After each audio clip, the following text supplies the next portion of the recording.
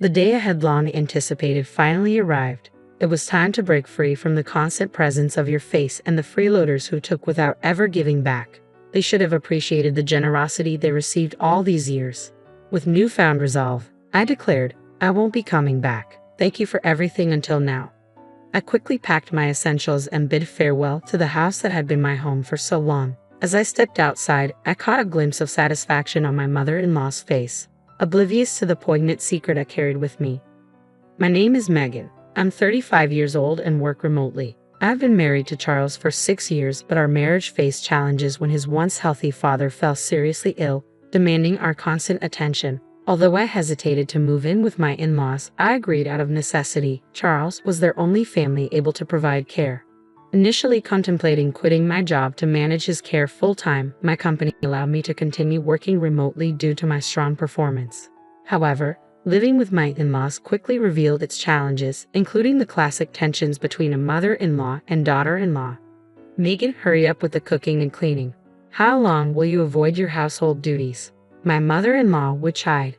I'm working right now. I'm always just clicking away at the computer. I'd retort, juggling chores and caring for my ailing father-in-law. After 4 months of intense effort, I managed to return to my pre-crisis salary, which brought me a deep sense of joy. Yet my relentless dedication was fueled by a harsh financial reality. Charles's income alone couldn't support us.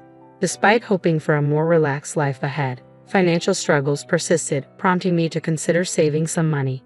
As time passed, my financial challenges multiplied inexplicably. It felt as if my wallet was draining. Concerned, I scrutinized our expenses and to my dismay, discovered that Charles had developed a penchant for unnecessary luxuries. My mother-in-law, too, indulged in extravagance, often splurging on hobbies and social events. Eager to please, Charles frequently used our credit cards for not just work-related lunches but also lavish parties with friends. Meanwhile, the burden of household chores and caring for my father-in-law rested solely on my shoulders. I was using nearly all my income to cover our living expenses, making saving money seem like a distant dream. Worried about our dwindling finances, I cautiously approached the topic with Charles. It seems we've been spending excessively. If this continues, we might deplete our savings entirely. Could you please consider cutting back? His response was far from understanding. I don't want to seem stingy in front of my colleagues and subordinates. Can't you understand that? I get that maintaining good relationships at work is important, but paying for their expenses every time isn't necessary, I reasoned. And what about those nights out at the bars? Surely that has nothing to do with work. My concerns were harshly dismissed, leaving me frustrated and anxious about our financial future. As I struggled to balance our household needs with ongoing financial irresponsibility, it became increasingly clear that I needed to find a way to rein in the spending or risk serious financial turmoil. I confronted Charles, my frustration bubbling to the surface. It feels like you just want to have fun, doesn't it? You come home drunk and talk about your outings as if no one else matters. Sometimes it seems you enjoy those moments more than being with me.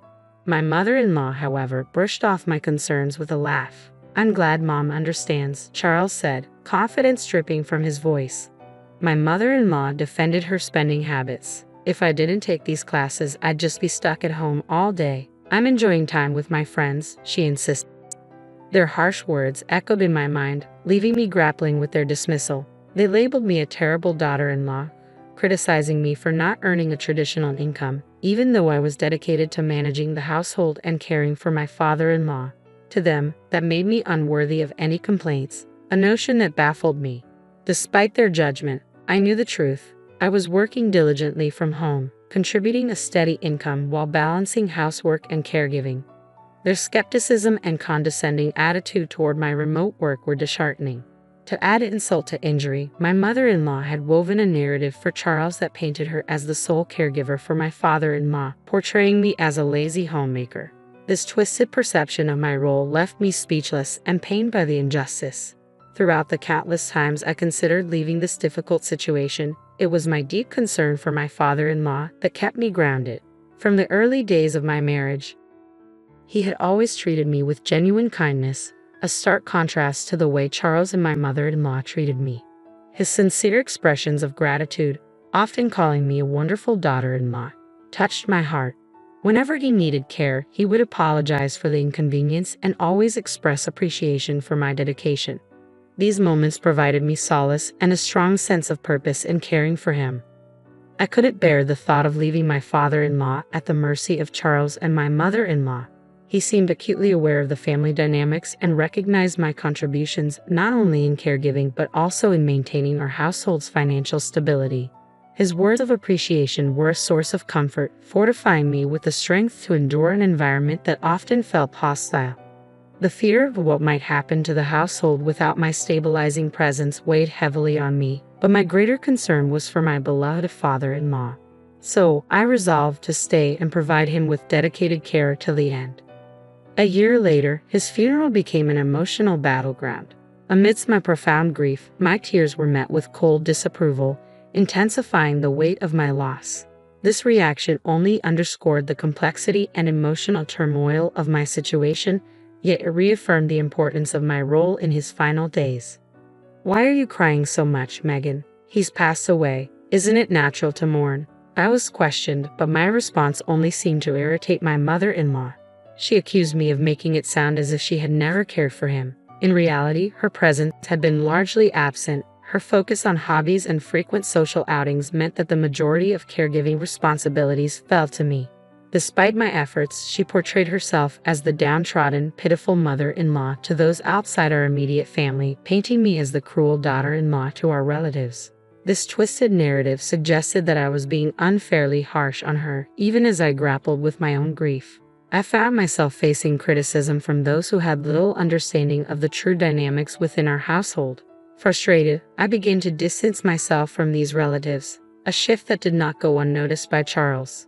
"You embarrassed Mom in front of everyone," he confronted me. I was baffled by the accusation. "That makes no sense. I was just crying over the loss of my father-in-law.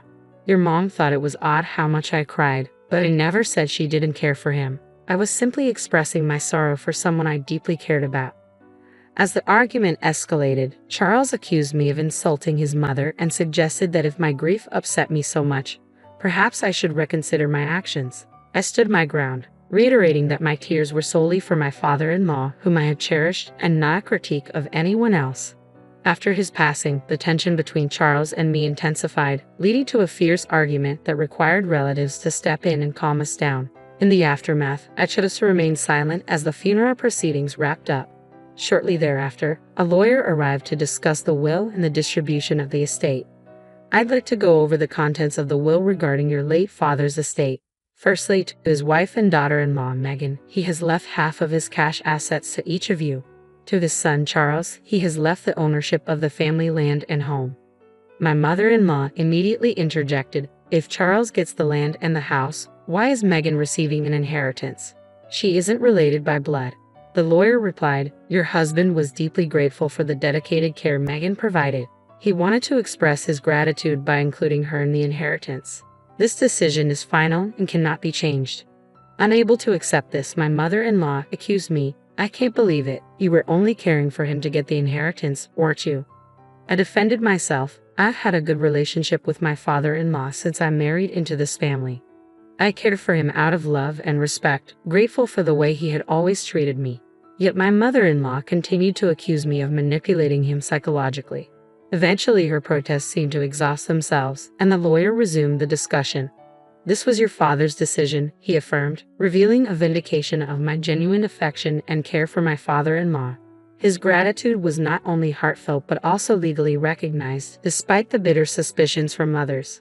As the lawyer confirmed the terms of the will, my mother-in-law's previously discontented expression transformed into an unexpected smile. "Yes, that's great. I understand," she exclaimed, nodding enthusiastically. Charles, confused, asked, "What do you mean?" It seemed strange for her to switch her stance so suddenly. With an air of satisfaction, she explained, "Now that Dad's gone, we no longer need to rely on Megan. Her inheritance is just like severance pay. We don't need her in this house anymore." She had grossly misunderstood my father-in-law's intentions, interpreting the will as an opportunity to sever ties with me rather than as a recognition of my contributions. Unbeknownst to her, this was precisely how my father-in-law had planned it. Before his passing, he confided in me his wish for me to be free from the constraints of living under the same roof as my in-laws. He designed the will not only as a gesture of gratitude but as a clever ruse to facilitate my departure in a way that seemed natural to others, including deceiving Charles and my mother-in-law about his true intentions. My mother-in-law saw this as a chance to push me out of the family, seizing the moment while concealing my actual desire to leave. I feigned shock and sadness. "Why would you treat me like this?" I lamented, trying to give the impression that I was merely another caretaker in his eyes. Turning to Charles with tears in my eyes, I struggled to convey my heartache. "I plead with you, you can't understand Megan anymore, right? Why don't you just divorce her?" After a moment of contemplation, perhaps swayed by his mother's influence, Charles replied, "You know what? Let's get a divorce." This dramatic turn of events aligned perfectly with the hidden plan my father-in-law and I had crafted, setting me on a path to regain my independence and escape the constraints and conflicts of my in-laws' home. After the reading of the will, Charles inherited the family home and land, while his mother received a portion of the cash. With these assets secured, Charles casually remarked, "There's no longer any need to worry about living arrangements, so it's okay if Megan leaves." "What do you mean by that?" I asked, though I suspected I knew exactly what he meant. With an indifferent tone, he continued, "I hate to ask, but could you leave our house and agree to the divorce?" Realizing there was no place for me in their plans, I accepted the inevitable. "I guess there's no place for me here anymore." With a calm resolve, I opened a drawer, retrieved a document, and handed it to him. It was the notice of filing for divorce, prepared shortly after our last major argument. Charles quickly signed it, his relief palpable. "Finally, I don't have to deal with you anymore. A non-working freeloader should just get out. You should be grateful we put up with you." "Is that so?" I replied, masking the turmoil inside with a facade of gratitude. "Okay, I understand. I'll leave. Thank you for everything up to now." As I exited, my mother-in-law's face lit up with glee, blissfully unaware of what the future held for their household without me. Once outside their home, I immediately submitted the divorce notice to City Hall. Arriving at the apartment I had secured in advance, I stepped into the spacious, empty room. The echo of my own words filled the space. Finally, I can be by myself. This is great. Overwhelmed with joy, I reveled in my newfound freedom, liberated from a marriage that had become increasingly suffocating. Here, in this new space, I felt a sense of possibility wash over me. I could start fresh, embrace solitude, and rebuild my life on my own terms. My deep gratitude goes to my late father-in-law for devising a clever plan that enabled my escape from the stifling environment of my in-laws' home. With this newfound independence, I settled into a comfortable life on my own, relishing the freedom to continue my remote work. This lifestyle not only honed my time management skills, but also boosted my productivity, leading to an increase in my income. I enjoyed a peaceful existence free from external meddling, until an unexpected call from my ex-husband Charles shattered my tranquility. It had been a while since we last spoke, and I was perplexed. "Why are you calling me, Charles? Weren't you the one who wanted me gone?" "Megan, please help us. We're in a pinch," he pleaded, his voice strained. I couldn't help but chuckle at the irony. "What kind of joke is this? My salary hasn't changed, but suddenly you're running out of money." With a mix of amusement and finality, I prepared to deliver a harsh reality check. "That's because you no longer have my income to supplement yours. You squandered your entire salary on yourselves. Maybe it's time you and your mother learned some financial responsibility as adults." Confused, Charles asked, "What do you mean?" This moment highlighted just how much they had relied on me without acknowledgement, and now they were facing the consequences of their financial irresponsibility, a bitter lesson in prudence and planning.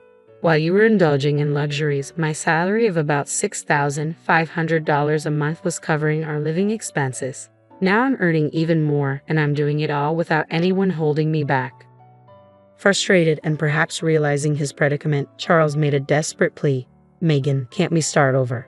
It was a mistake to let you go. I want to make things right." I scoffed at his sudden change of heart. "It's clear you're just after my income. Don't be ridiculous. I never want to see your face again. What happened to the inheritance your mother received? She should be living comfortably with that." Charles confessed, "It's about to run out. We spent it on a shopping spree, overseas trips, and lost half of it at the casino." Unmoved by his admission, I replied sharply, "A foolish mother raises a foolish son. I have nothing more to say to you. I'm a stranger now, and I can't help you, nor do I want to." Desperate, Charles implored, "Don't be so heartless. Help me. This has nothing to do with me. There's nothing more to talk about. I'm hanging up. Don't call me again, I declared, ending the call and promptly canceling my mobile contract. A year later, while passing by my former mother-in-law's house, I noticed it had become an empty lot, likely sold due to financial struggles. Unperturbed, I continued with my life, enjoying my newfound free time. I attended a wine class I had long been interested in and met a man 3 years my senior who took our relationship seriously. After a year and a half of dating, we got married. He is an executive at a well-known company, humble despite his high salary, with a warm and wonderful character. We respect each other's careers, leading to a fulfilling married life. Reflecting on these changes, I can't help but feel that, in a way, this was a form of retribution, a gift from my father-in-law, allowing me to find true happiness and respect in a relationship.